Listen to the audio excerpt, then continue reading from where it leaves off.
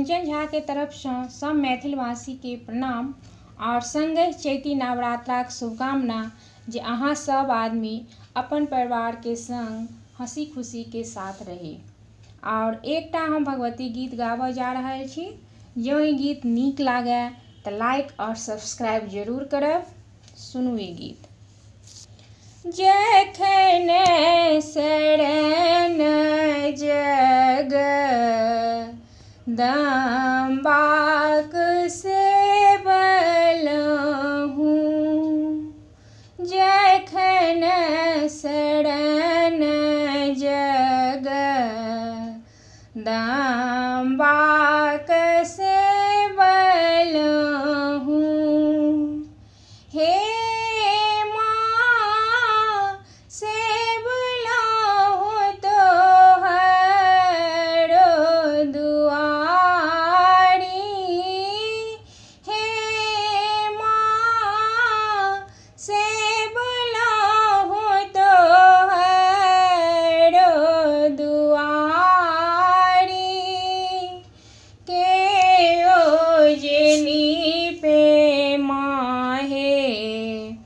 अगुअत पछुअत, हे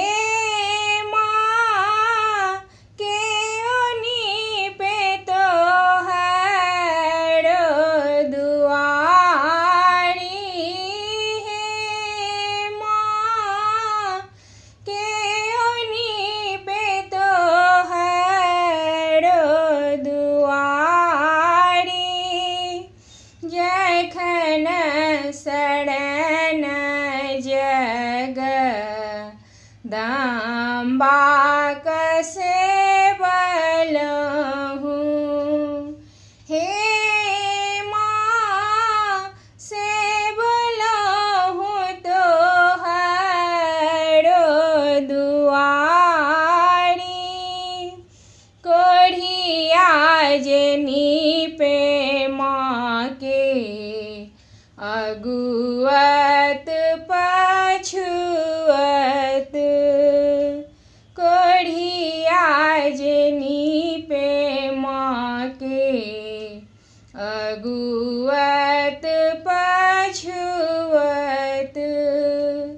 हे माँ अंधा नीपे तोहर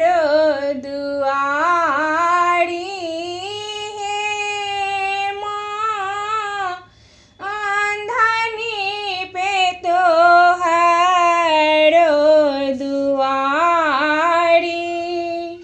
जखन शरण जगदम्बाक सेवलहुँ, हे माँ सेवलहुँ तोहर दुआरी, केओ जे मांगे माहे अन्न धन सोनमा, हे माँ केओ मांगे गोदी भरी पुत्र, हे माँ केओ मांगे गोदी भरी पुत्र, निर्धन मांगे माहे अन्न धन सोनमा, हे